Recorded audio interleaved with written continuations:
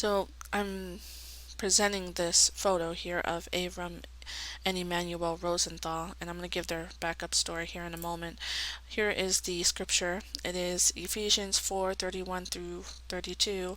Get rid of all bitterness, rage, and anger, brawling and slander, uh, along with any form of malice. Be kind and compassionate to one another, forgiving each other just as Christ God forgave you. This is a very important this is an important message. The message basically is we all need to be forgiving. Every tribe, every nation, every people need to be forgiven by God, because when we go and we point to, well, this country did worse than us, or we could blame Germany, or we can, there are worse things that happened in whatever country at this time in history. We are all susceptible to falling under the spell of madmen, and falling under the spell of a country that has completely lost its mind, lost its hope, lost its sense of justice, has lost center. And I think our country has lost its center. And I could point to all kinds of fingers, but really this is a theological and truth study about the nature of sin, and the fact that no matter what your skin tone is, or nationality, or background, on every continent of the earth something very barbaric and horrific has happened, and it hasn't been from the same people. It's been from multiple types of people, because it's a sin issue.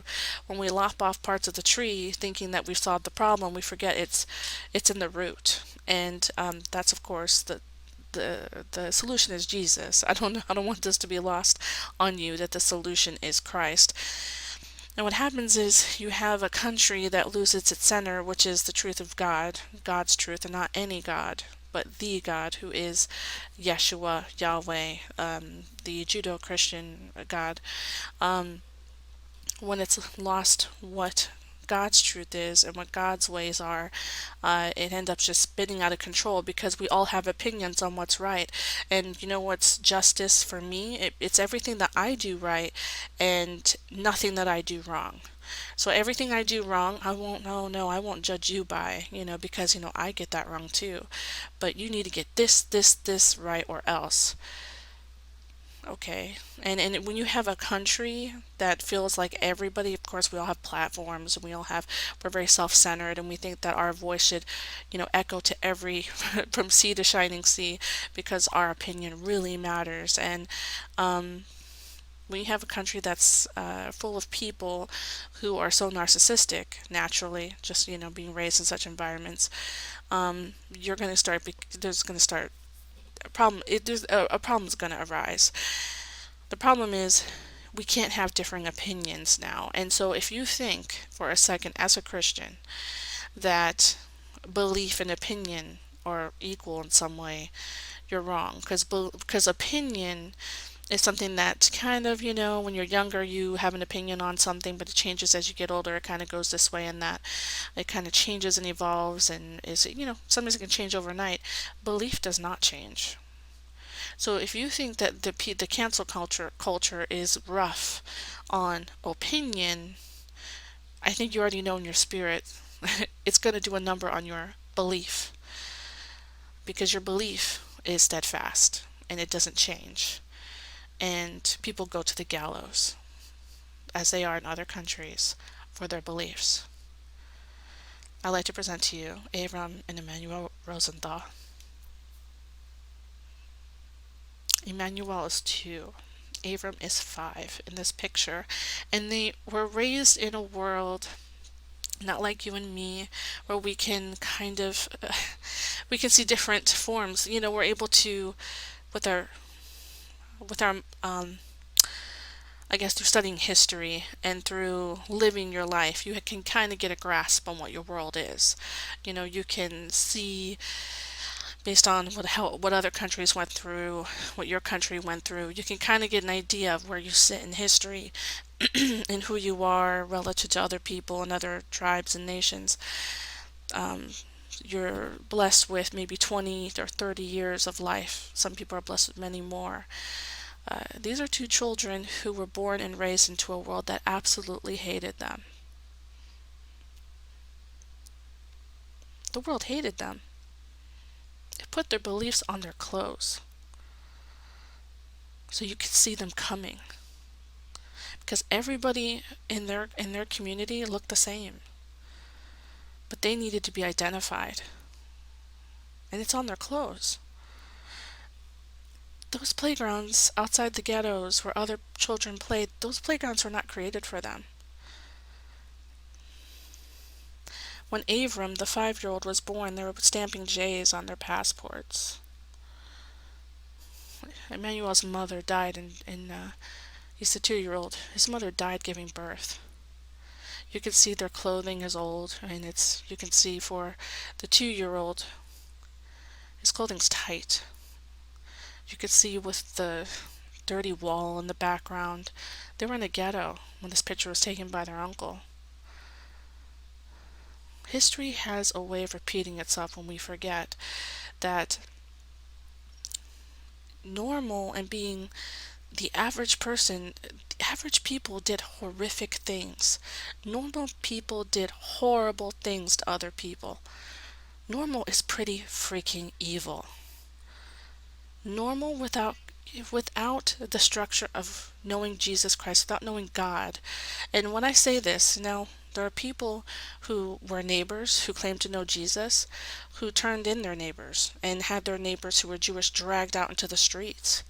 And there are also other neighbors who said they knew Jesus, who took in their neighbors and risked their life to protect their Jewish neighbors, loving others as loving your neighbor as yourself, and treating others as you wish to be treated.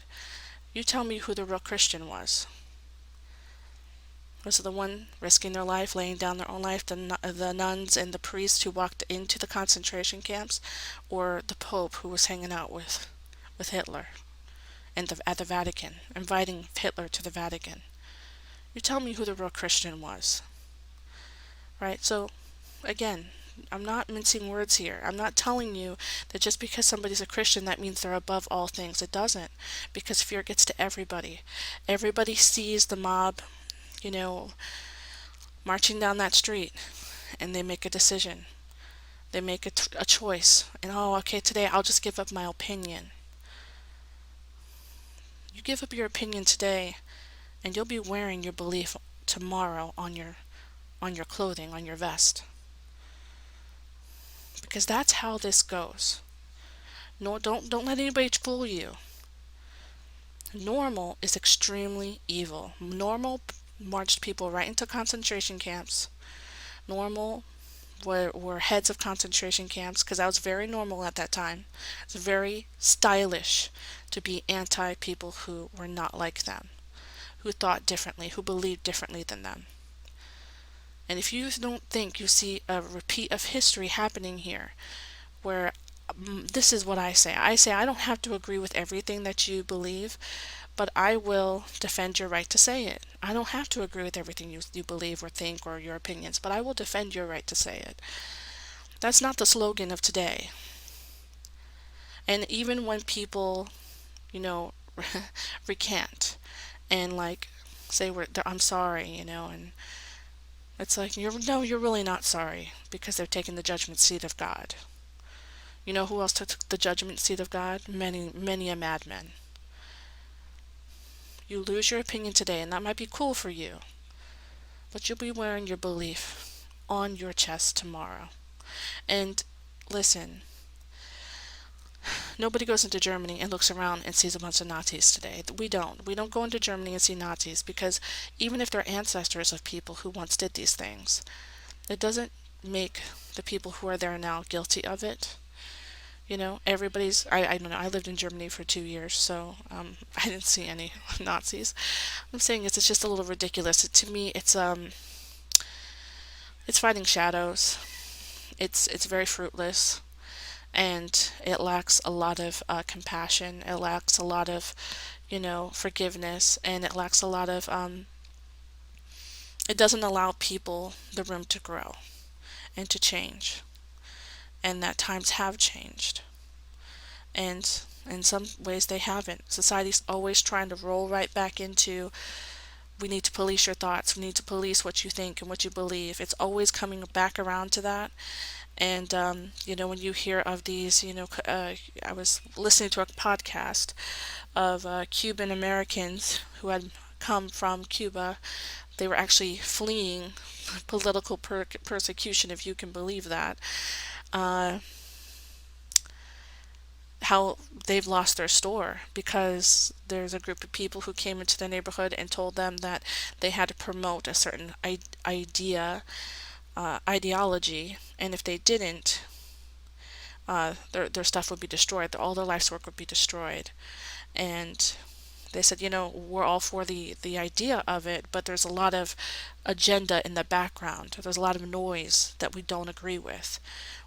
How all movements have that, where it's like, yeah, I'm all about peacefully marching until the guy who comes in and makes it a big riot and you happen to be there at that time. It's like, listen, I was for the peaceful march, not for the riot. That was not my I wasn't about that.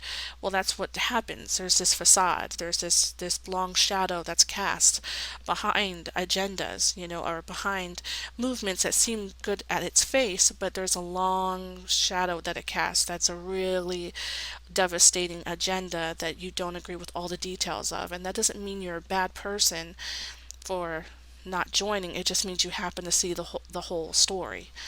And the fact that now other people's opinions are not tolerated is just it's a sign of the times. I remember coming across this photo of these two children. I had a little brother at the time who was very young. I think he was Emmanuel's age at the time. And coming across the photo just struck me as very, I don't know. It was just so sad. It just kind of stopped me dead in my tracks. You get busy doing research or doing what you're supposed to be doing homework or something with your life, and there's just these moments that will just stop you. You'll forget who you are, where you are, and what you're doing. And I didn't know their names. It was just a Google search. They're just one face out of many. Very sad images, one of many sad images, but they're the ones that struck me the most because of the little boy's age, how young he looked. And I remember one of the things I asked myself, did not knowing their names or anything about them, was where was God? Where was God? And as I sat there and just kind of stared at this picture and was studying every single corner of this, everything from what they sat on to what was behind them and the look on their eyes, and asking the question, where was God? The mouse moved and came across and kind of hovered over the youngest boy, and his name popped up. And his name being Emmanuel, if being a Catholic, raised Catholic for years, most of my life, every Christmas you're told Emmanuel is God with us. And so I saw Emmanuel, and I was just heartbroken because as I was asking, where was God? God answered. In his name, this little boy's name answered my question. And, at the end of the day, to be persecuted for Christ, to be persecuted, to be a people who, even these children here, God was definitely with them. And, Hitler could take a lot of things from those kids. He could take a lot of things from those people, but he couldn't take their soul. And so, if your spirit is not correct, if your spirit is not aligned with God, these children's spirit is God was definitely with them. If your spirit is wrong, what good are you? What good are you? If you don't know what spirit you come in, if you don't know whose agenda you're pushing and why, if it's all superficial, and if it's only to stay, color-coded with the pack, so that you can blend in and not be, left behind. You don't want you don't want to, especially after something like a pandemic, you don't want to feel abandoned. You want to be part of a mind melt. You want to be part of some, I guess, revolution. You want things to change. And so I understand that the intention seems good, but it can pave ways to hell. Because in the end days, in the end times, what really separates everybody else, just like during in Nazi Germany, it's the same thing. What separates everybody else in the end days from the people who know Jesus Christ and the ones who don't, is that one group is acting like a Pontius Pilate and washing their hands of the other group because you don't think and believe the way we do, and our, you know, definition of justice has changed, and your definition of justice is outdated because it follows a God that we don't identify with. So we are going to wash our hands of you. You and anybody who thinks like you, and who believes in the God that you believe in, and believes in the truth, the way, and the life, we're going to take the life of. And that's the real problem with these ideologies. You can see I could say it's a small version of it, but it's a very big. I mean, so many people died during the Holocaust, so many. Um, but there's going to be something similar to that. It is going to be a great upheaval, and people are going to be so thirsty for peace, so thirsty for justice that no longer resembles true peace or justice. It's mostly going to be greed. It's mostly going to be superficial, skin deep. It's not really going to be what justice really is. Justice is, we're all created equal. We're all created in the image of God, and if we're all answering to God, then and if that's how the justice system works, if we're all answering to God, who is consistent and who's never changed throughout the ages, that is true justice. But nobody does that anymore. Nobody understands that. So as soon as that goes out the door, new definitions of things are going to come in, and that's how you get things like the Holocaust to happen. And this is Linda of Christ is King Forever. May God be with you.